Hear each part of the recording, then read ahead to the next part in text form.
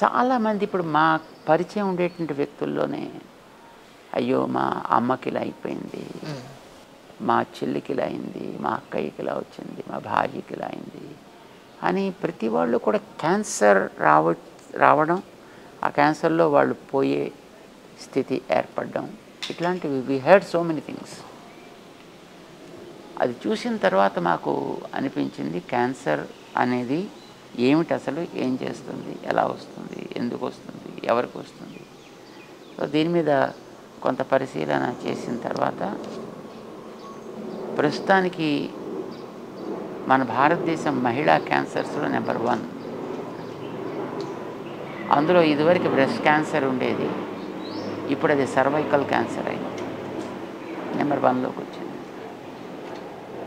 దాన్ని చూసిన తర్వాత అది ఏం చేస్తుంది, క్యాన్సర్ అనేది ఎప్పుడు కూడా ఇండికేషన్ ఇవ్వదు, ఎప్పుడు అహెడ్ ఆఫ్ టైం. ఇప్పుడు గుండెగాన జబ్బు వస్తే ముందు ఇండికేషన్ ఇస్తుంది, చెమట పట్టడం, ఒక పక్కన నొప్పి పెట్టడం, లాగేయడం, ఇలాంటివి వస్తాయి.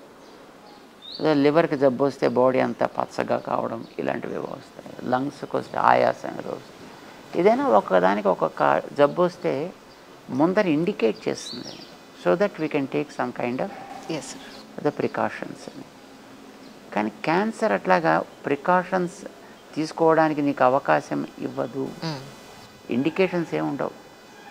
అది లోపల బాగా మరిగి కలిపిన పిండి నీళ్ళలో కలిపి వేడెక్కిస్తే అది బాగా లోపలంతా వేడెక్కాక ఎక్కడో బయట ఒక్క బొడగ వచ్చినట్టుగా, కరెక్ట్, ఇదంతా కూడా లోపలంతా మురిగిన తర్వాత ఎక్కడో ఒక్క చోట ఇలాగ చిన్న బయటకు వస్తుంది అలాగా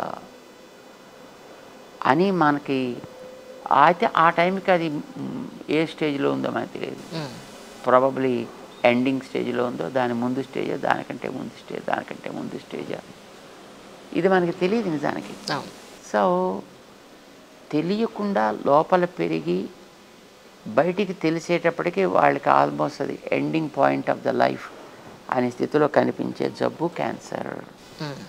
రెండవది, మగవాడికి ఏదైనా ఇబ్బంది వస్తే పెద్ద ప్రాబ్లం ఏం లేదు, వాడు ఏదో కాస్త రెస్ట్ తీసుకుంటాడు, కొన్ని రోజుల తర్వాత మళ్ళీ పనిలోకి వెళ్ళిపోతాడు. కానీ హోమ్ మేకర్కి, లేడీకి ఏదైనా ప్రమాదం వస్తే, జబ్బు చేస్తే, జ్వరం వస్తే ఆ ఇల్లంతా డిస్టర్బ్ అయిపోతుంది. ఎందుకంటే చేసేవాళ్ళు ఎవరు ఉండరు, వాడికి ఏం తెలియదు. ఆవిడ ఉద్యోగం చేసుకునే వ్యక్తి అయినా ఇంటి బాధ్యత తీసుకున్నాక తర్వాత చేసుకుంటారు. అవును సార్. సో మోస్ట్లీ అలా ఉంటారు. సో ఒక లేడీ కనుక ఏదైనా సమస్య వస్తే ఆ ఇల్లంతా కూడా మొత్తం అతలాకుతలం అవ్వడం మనం చూస్తున్నాం. అండ్ మన సొసైటీ, ఎస్పెషల్లీ భారతదేశంలో లేడీ సెంట్రిక్ సొసైటీ ఇది. ఇప్పటికీ మహిళ మీద ఆధారపడ్డ కుటుంబ వ్యవస్థ, సామాజిక వ్యవస్థే మనకి.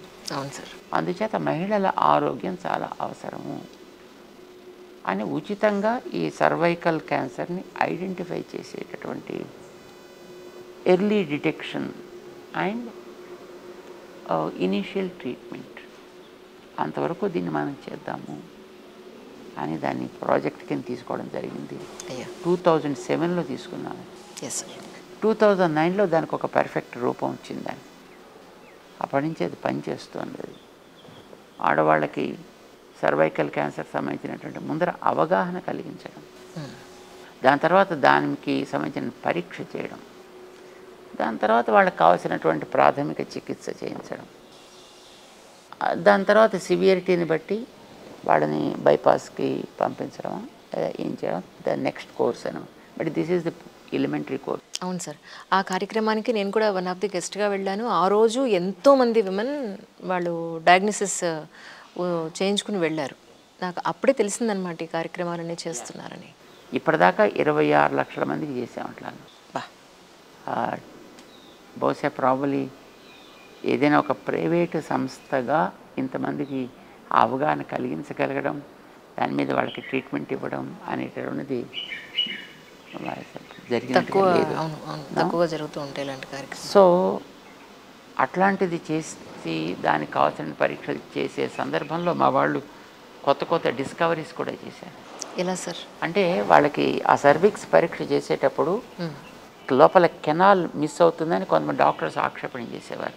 ఓహో, మన వాళ్ళంతా ఉచితంగానే చేస్తారు. మామూలుగా నార్మల్గా లేడీస్కి ప్యాప్ స్మియర్ టెస్ట్ అని ఒకటి చేస్తారు. అవును సార్, అవును.